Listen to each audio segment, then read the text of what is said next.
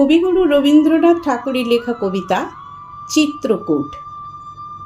একটুখানি জায়গা ছিল রান্নাঘরের পাশে, সেইখানে মোর খেলা হতো শুকনো পাড়া ঘাসে। একটা ছিল ছাইয়ের গাদা, মস্ত ঢিবির মতো, পোড়া কয়লা দিয়ে দিয়ে সাজিয়েছিলেম কত। কেউ জানে না সেইটে আমার পাহাড় মিছিমিছি, তারই তলায় পুঁতেছিলাম একটি তেঁতুল বিচি। জন্মদিনের ঘটা ছিল 6 বছরের ছেলে, সেদিন দিল আমার গাছে প্রথম পাতা মেলে। চারদিকে তার পাঁচিল দিলেম কেরোসিনের টিনে, সকাল বিকাল জল দিয়েছি দিনের পরে দিনে। জলখাবারের অংশ আমার এনে দিতেম তাকে, কিন্তু তাহার অনেকখানি লুকিয়ে খেত কাকে। দুধ যা বাকি থাকতো দিতেম, জানতো না কেউ সে তো। পিঁপড়ে খেত কিছুটা, তার গাছ কিছু বা খেত। চিকট পাতায় ছেয়ে গেল, ডাল দিল সে পেতে।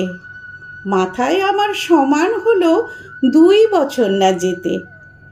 একটি মাত্র গাছ সে আমার, একটুকু সেই কোণ, চিত্রকূটের পাহাড় তলায় সেই হলো মোর বন।